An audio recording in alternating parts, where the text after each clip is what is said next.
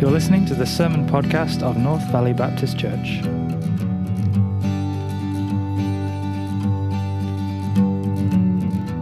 This week's message is preached by Pastor Scott McGrady.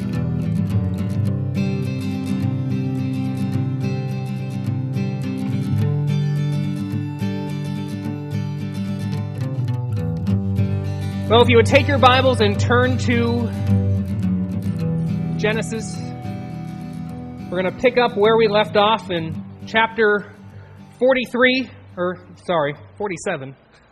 We're long past 43.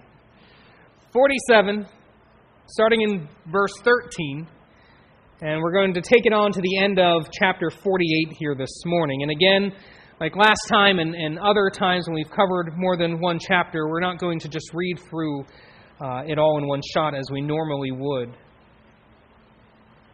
So there is a variety of ages before me.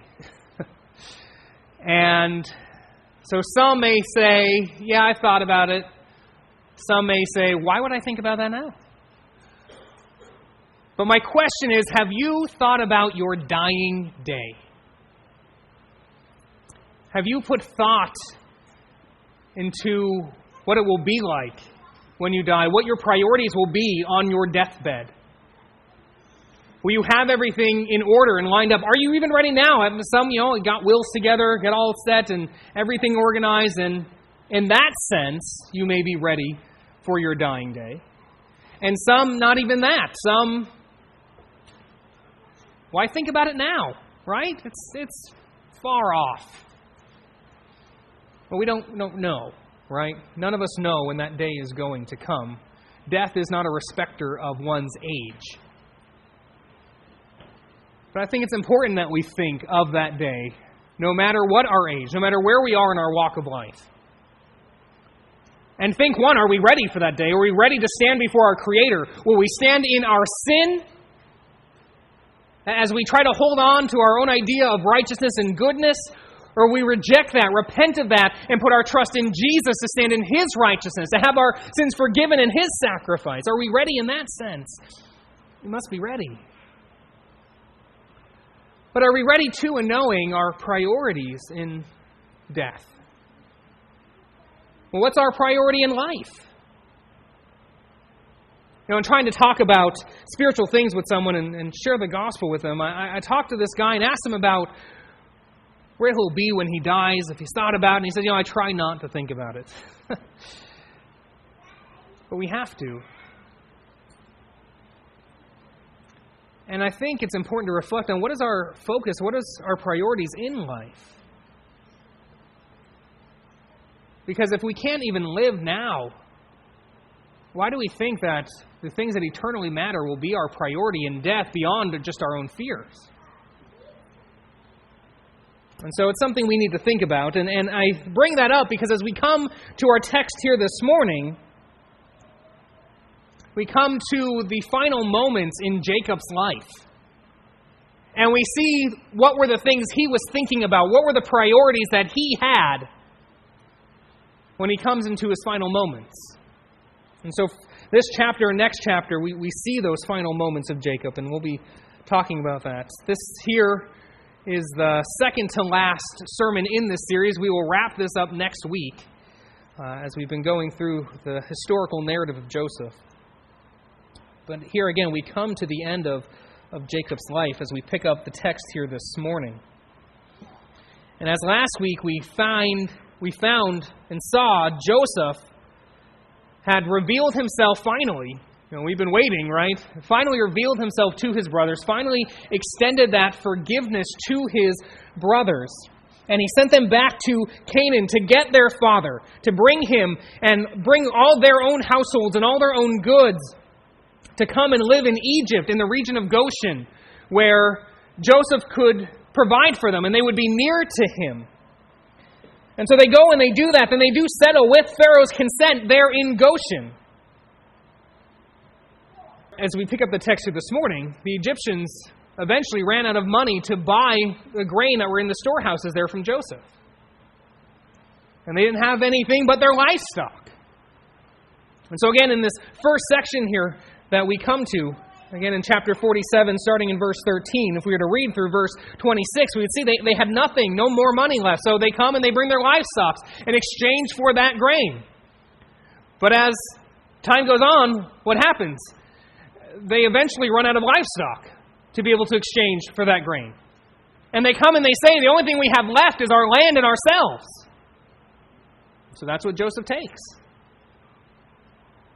And so in this, we see Pharaoh gains the people and their land. It now belongs to Pharaoh. And so Joseph's policies, in a sense, gain power and wealth for Pharaoh in this exchange for the grain. You know, and at first glance of this and thinking, we say, we don't like that. We might kick back against this. But we have to be careful. As the people now are in a sense slaves to Pharaoh, and he owns their land, we have to not read into this our understanding, our modern understanding of slavery in economics. Although actually, in truth, I think we should think about economics a little bit. I was listening to R.C. Sproul, and he talked about when he went to a conference about, helping the poor and how we reach out to those in need. And they talked about how it is not good to just give. Some people might say Joseph should just give them the grain. Just give it to them. They're starving. Just give it. And they talked about how that actually puts people in a worse situation when you just freely give to them. But he was helping them, really, in a sense. And even in his policies, as we'll see, they weren't just left destitute, but they were able then, with the way he structured this, even rebuild their farms after the famine and be helped out. On this, Gordon Wenham, he says this in his commentary. He says, modern readers of this section tend to view Joseph's approach to the hungry Egyptians as cruel exploitation. Why did he not just give them food instead of demanding their exchange for their herd, land, and freedom for grain? This is not the way the Old Testament views the situation. Leviticus 25, verses 14 to 43, shows that it was regarded as a great act of charity to buy the land of the destitute and to take them on as your employees or slaves. Indeed, such quote-unquote slavery under a good employer was regarded by some as preferable to the risks of freedom or self-employment. And when offered freedom, some slaves refused to take it.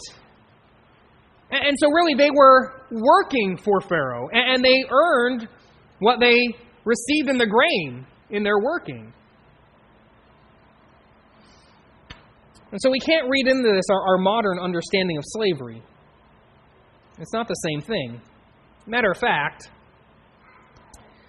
we see in verses 13 through 27 that the people, they would owe, when the famine was over and they were working the ground, they would owe 20% of what they would reap from the land. But they got to keep the other 80. Now, the only Egyptians that were not affected by this, that didn't become owned and lose their property to Pharaoh, that was the priests. But that was because the priests of the pagan religions of Egypt, they were already supplied by the government to begin with. And so this did not affect them. We should also recognize that even though these policies brought about the people being owned and laboring for the government of Egypt, we see here in the text, they were grateful to Joseph.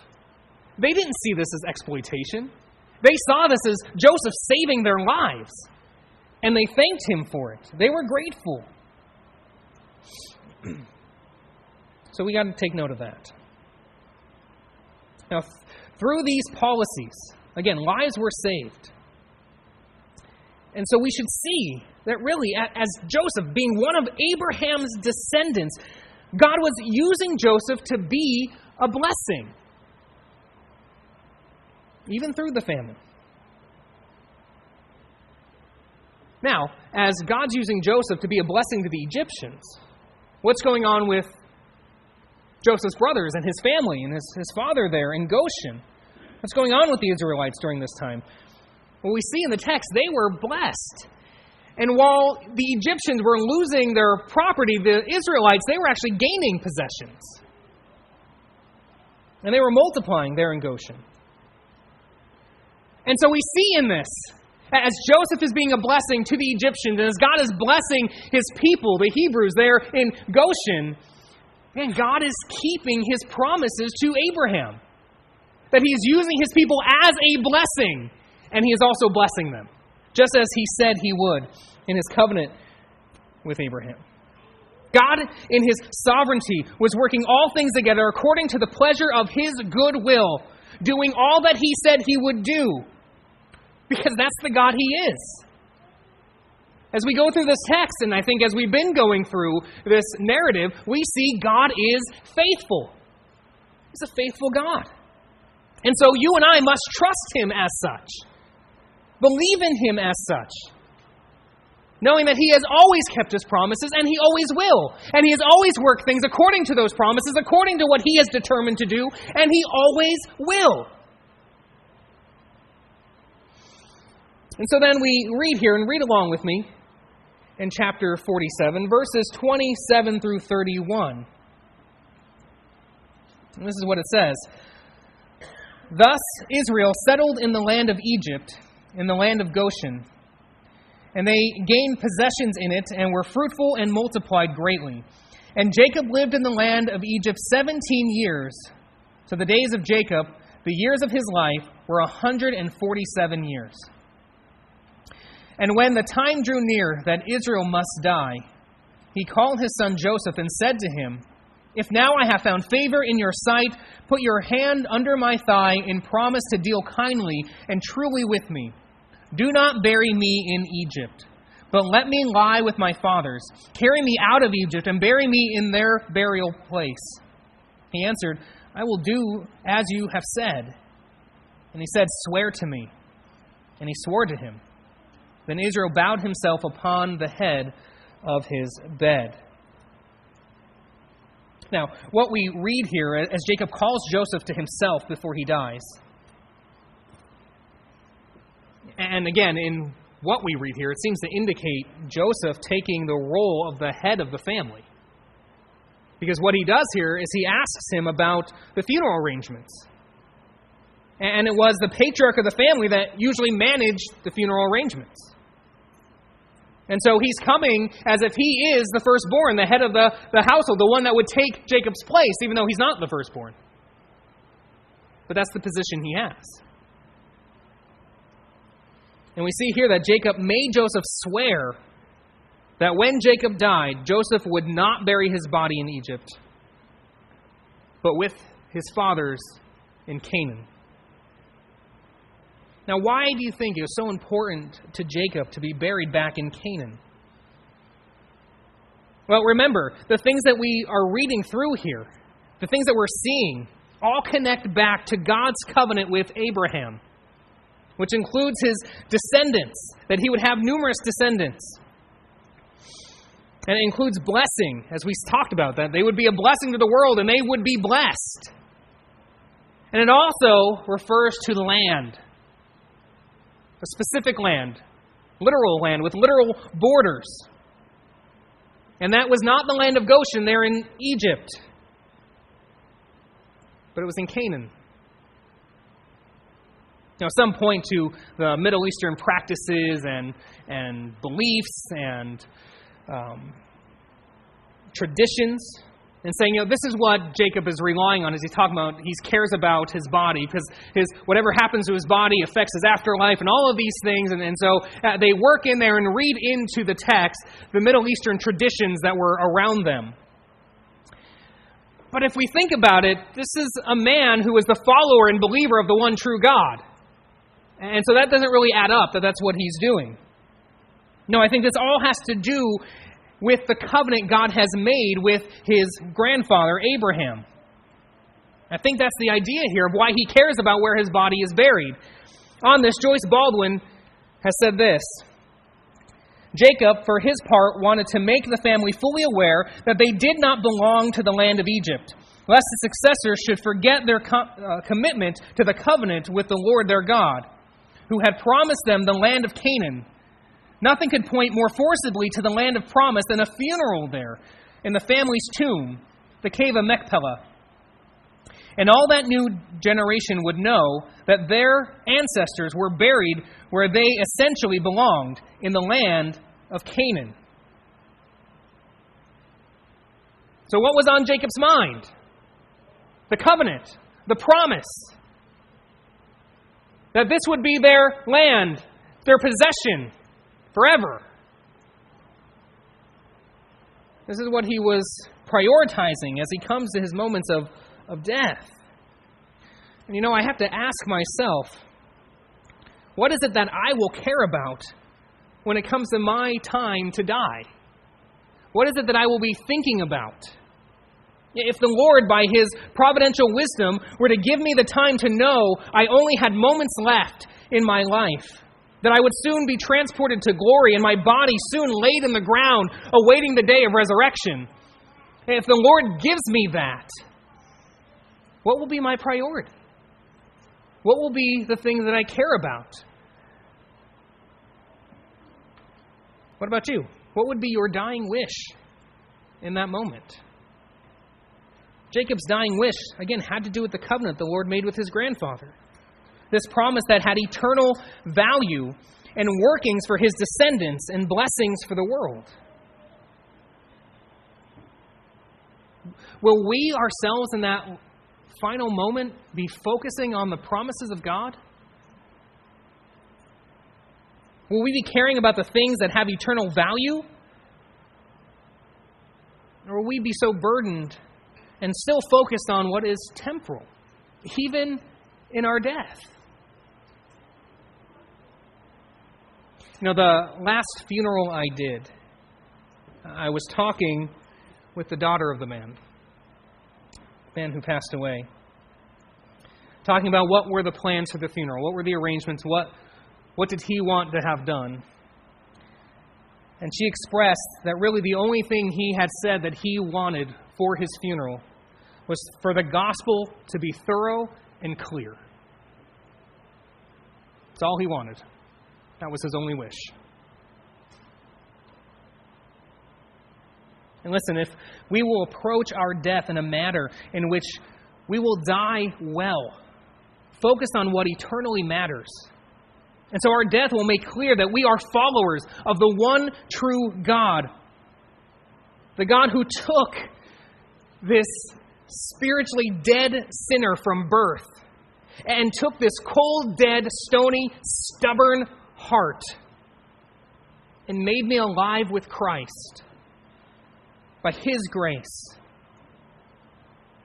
If what we do, what we prioritize, what we care about at that time reflects that, I think then we have to ask ourselves if we already, before we face those final moments, before we face our death, because really some of us, we won't face those final moments. We will go into death without even knowing it was coming. So are we living now with those perspectives and priorities and eternity in mind? Are we living well, caring about what eternally matters? Do our lives show before our death that we follow the one true God? The God who rescues and saves, the God who is faithful. Jacob's priorities in his death show that he believed in the one true God, and he was trusting the promises of the one true God. The God who said that he would be with Jacob, that he would go down to Egypt with Jacob, and he would come up from Egypt with Jacob. And he knew those promises were true. Now, as chapter 47 closes with Jacob making Joseph swear to take his body back to Canaan, he says, when the time drew near that Israel must die, then it's only natural that as we come to the next chapter, in chapter 48, that Joseph is told that his father was ill. The time is now even closer for his death. And therefore, Joseph took his two sons, Manasseh and Ephraim, to Jacob. And when Jacob was told that Joseph has come to him, he mustered up all the strength he could just to sit up there in his bed. And here Jacob tells Joseph of God's appearing to him at Bethel, which was formerly called Luz. And that's in Canaan. And he talked about how God blessed him there. In verse 4 it says, and God said to me, behold, I will make you fruitful and multiply you, and I will make you of a company of peoples, and will give this land to your offspring after you for an everlasting possession. So what we see Jacob recount here is God reaffirming the covenant promises that he made with his grandfather, that he made with his father, and that he then, at that time, passed on to him. And so with this promise God had made to him so many years ago, with that time in his mind, Jacob then, in view of that, as we see in verse 5, adopts Joseph's 2 sons as his own. Those sons that were born in Egypt. He treats and looks at Joseph's sons as if they were his sons, just like Reuben and Simeon were his sons. So now Ephraim and Manasseh were his sons. And we talked about how Jacob's oldest sons, they gave up their place as being the oldest. But now, these 2 sons of Joseph take the position of oldest in the family. As one commentator points out then, this in effect provides the double portion of the firstborn inheritance to Joseph, though in a roundabout way. This is the case because now Joseph's sons have equal standing with the rest of Joseph's brothers. And verse 6 says, "And the children that you father after them, after Ephraim and Manasseh, shall be yours." Jacob's not going to adopt all of the sons that Joseph has, just these 2. The rest will be Jacob's or Joseph's sons. And it says, "They shall be called by the name of their brothers in their inheritance." So in other words, Joseph's tribe, which is one of the tribes of the 12 of Israel, as Joseph receives a double portion as he becomes the patriarch of the family, his tribe will actually be 2 tribes. And Manasseh and Ephraim will be the tribe heads. And any of Joseph's other sons will be counted among the tribes of Manasseh and Ephraim. And Manasseh and Ephraim, they would get their own territories when the land of promise is divided up among the tribes.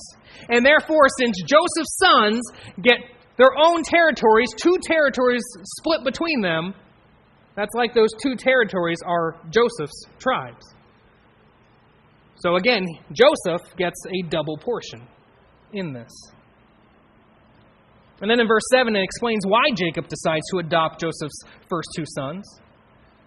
And it's that Rachel, his beloved wife, was Joseph's mother. And so these children were her grandchildren.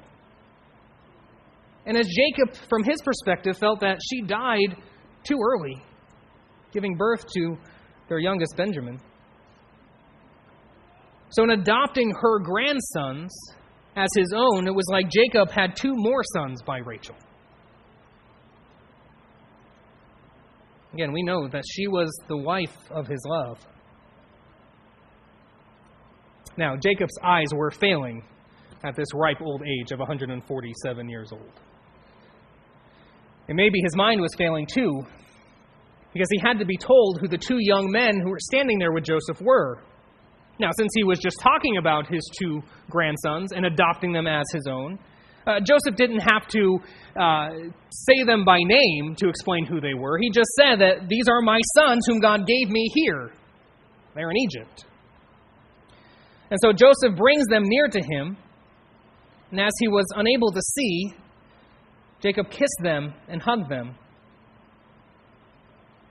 And then Jacob in this moment, just in awe of God's kindness, in awe of God's faithfulness, recounts that faithfulness in verse 11 when he says, we read there, "And Israel said to Joseph, I never expected to see your face. And behold, God has let me see your offspring also." Remember, Jacob thought Joseph was dead. He had no expectations of ever seeing his son again. And yet, in these 17 years that they've been there in Egypt, not only has he seen Joseph and been with Joseph, but he sees Joseph's sons as grandkids. And he's just in awe of what God has done. And he recognizes it's what God has done. God has allowed me to see them. It was God that gave him the strength to live 147 years. That he did not die before he went down into Egypt.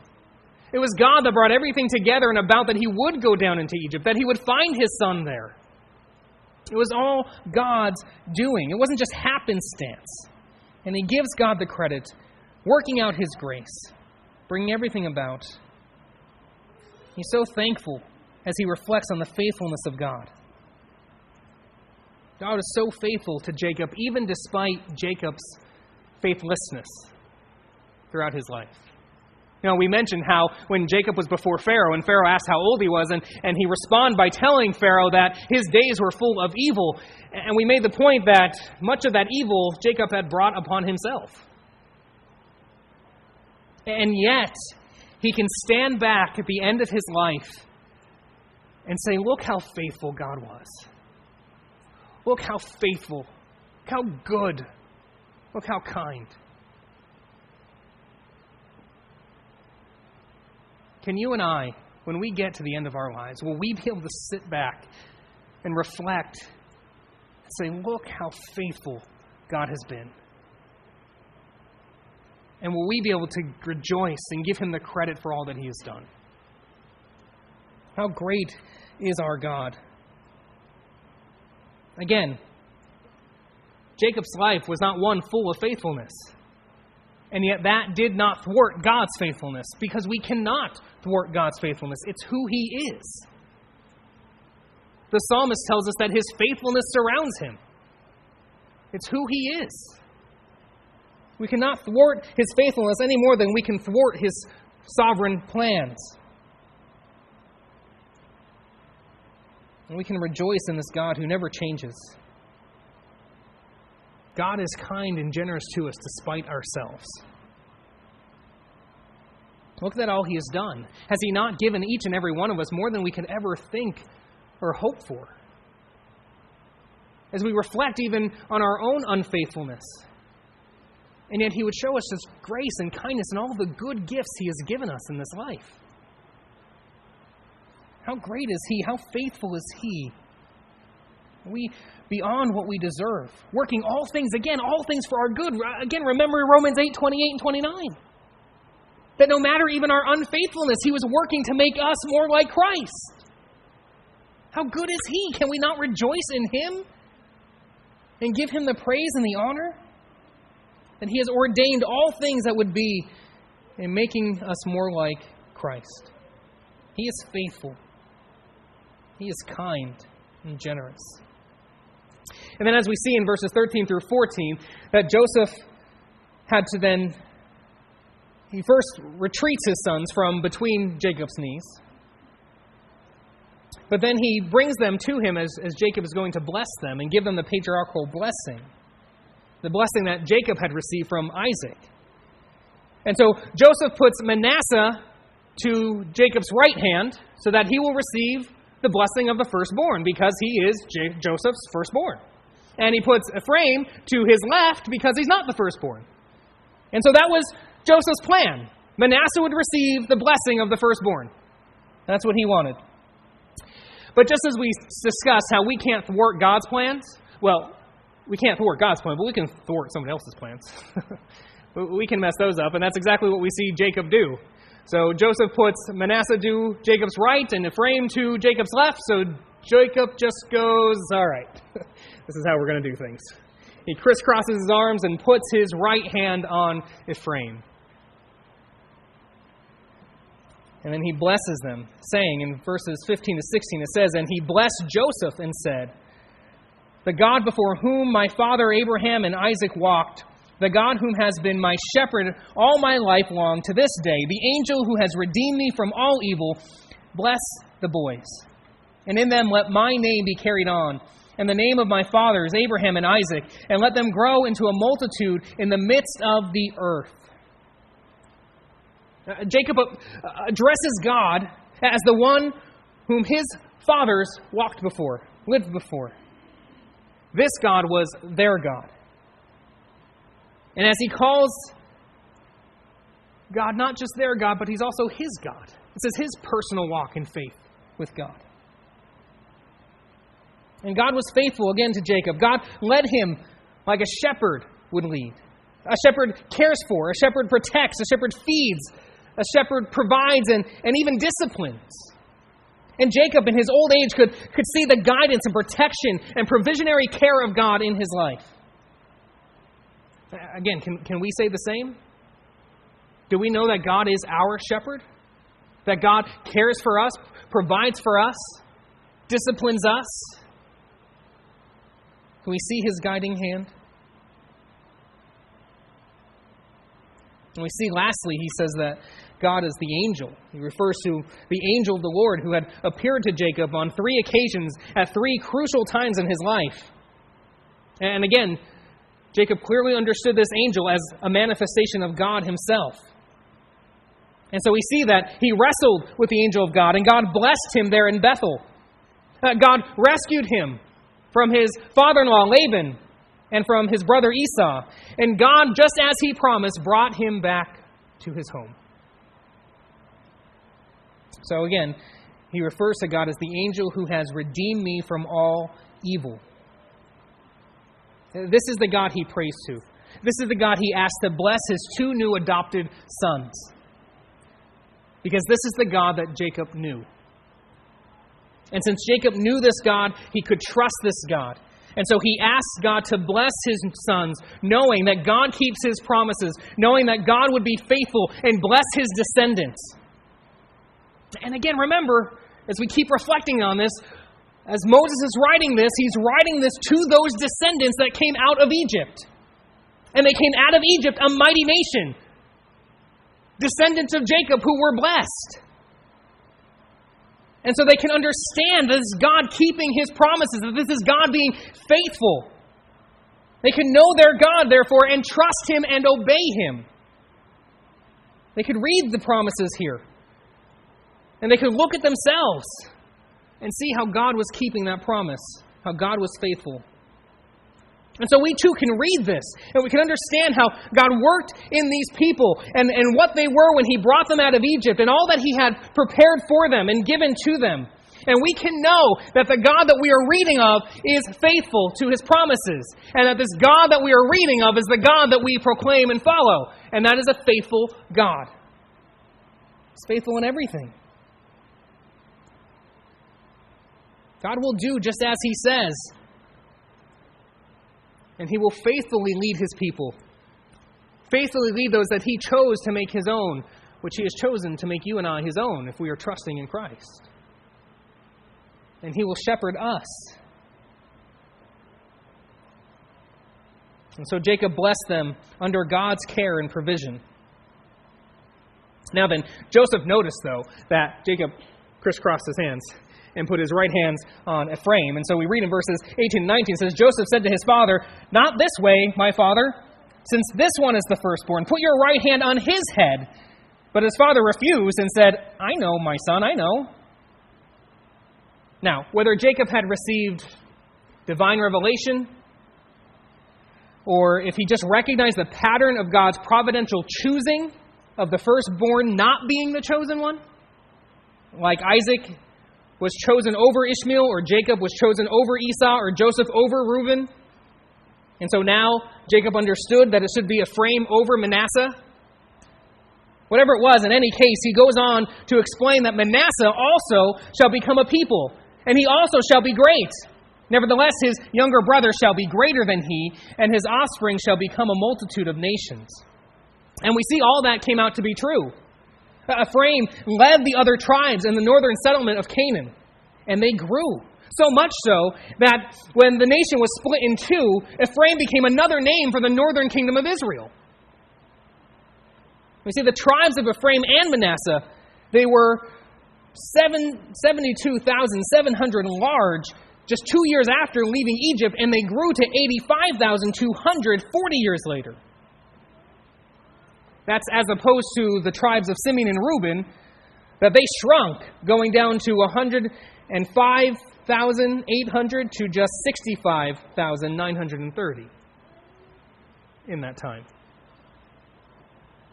And two, when Jacob was blessing these boys, the text again starts out by saying, "And he blessed not Ephraim and Manasseh, but Joseph."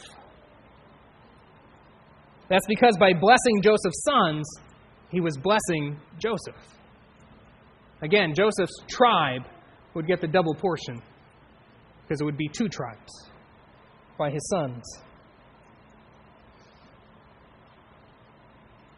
And so both Ephraim and Manasseh would get their own portions. And then if you would, look with me in chapter 48, verses 20 to 21.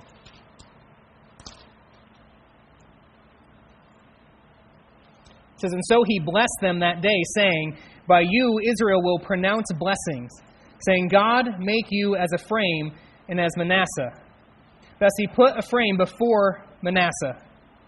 Then Israel said to Joseph, Behold, I am about to die, but God will be with you and will bring you again to the land of your fathers." Here in verse 20, we see the nation referred to, possibly the first time, possibly the second time, the nation referred to Israel. It could have been in the same text a little earlier. It may have been Jacob referred to, or it may have been the nation. But definitely here, the nation is referred to as Israel. And here we see that Jacob knew his time was drawing near to die, but he knew God was faithful, and so would be with Joseph. And he knew that his descendants would not stay in Egypt, but would come out into the land that God had promised them. Now, as we come to verse 22, there's some question on how we should understand verse 22. Here in the ESV it says, "Moreover, I have given to you, rather than to your brothers, one mountain slope." The word mountain slope here could be understood as Shechem, which Jacob himself did not take. He says here that he took it with his own bow. But Jacob himself did not take Shechem, if that's what this refers to. But it was really taken by Simeon and Levi as they acted in vengeance for their sister who was raped. And yet Jacob says here that I took from the land of the Amorites with my sword and my bow. Now it's probably that Jacob could say that this because it was his household who took it, his clan, those whom he had responsibility for, though he actually did not authorize it, and he actually condemned it. He denounced those actions. But I think that is what he's referring to here, because what we see is that when Israel leaves Egypt and they take Joseph's bones with them out of Egypt, they bury him there in Shechem. But note again, as Jacob is saying all this, in that moment he didn't actually possess the land. He's saying he's going to divvy this all out and this is who it's going to belong to, but he didn't possess it yet. But he knew God was faithful. Even as God had been faithful to him throughout all the turmoil and heartaches of his life, he knew God would be faithful and deliver to his descendants the land he promised. So in Jacob's mind, it was as good as his. Because it was. Because God promised and God is faithful. So he had the right to divvy it out to his sons. Because God is that faithful, even though he didn't have it yet. Do you know that God is that faithful? That faithful. That his promises are so sure that even the ones that we have not obtained yet, it's as if we've already obtained them. You know, we talked about that going through Romans 8, right? That when he talked about our glory, Paul says that those whom he justified, he also glorified. But we're not glorified yet, are we? We're justified, but I'm still in this body that hurts and gets sick, and I still wrestle with sin. But yet Paul talks about our glorification in the past tense. Why? Because it's so sure. It's such a promise that it's not going to fail. So it's as if we already have it. Just as if it was as if Jacob already had the land, because it was such a sure promise. Do you know the promises of God are that sure? Do you know that God is that faithful? Man, if we only knew more of God's faithfulness, if we only grasped it better and deeper and really had faith in it, then when the turmoils around us in our life go haywire and crazy and we don't know what to do, we could rest easy in the faithfulness of our God. Even in our own sin and struggles, we could rest in the faithfulness of our God. Just as we see Jacob here at the end of his life, as he is facing death, rested in the faithfulness of his God. My friends, are you one that if you were asked about death and where you would go and where you would be, that you would say, I try not to think about it? That's the answer many people give. I try not to think about it. But my friends, that's the answer of one who does not know the faithfulness of God. That's one who does not know the promises of God for all of those who are trusting in Jesus Christ for their salvation. And so, my friend, if you are one who would say, I'd rather not think about it, I would challenge you and encourage you, examine yourself. Are you trusting in anything of yourself for what lies ahead of you after death? Are you hoping that you'll make it as a good person? Or will you recognize that there is no hope in you? But you must come to Jesus Christ, who paid for your sin, who died in your place and rose again. Now, if you trust in Him and Him alone, you will stand in His righteousness and be saved and know these faithful promises of God. And then you can rest in the faithfulness of your God, even in death. And you can prioritize all that you care about and what you want to see happen, and hear the gospel, know that the gospel will be proclaimed at your funeral. Because your priority and your focus is on Him who saves and who is faithful. Let's pray.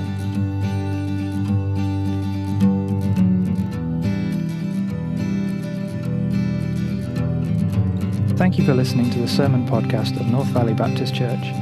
For the complete sermon archive and more information about the church, please go to visitnvbc.com.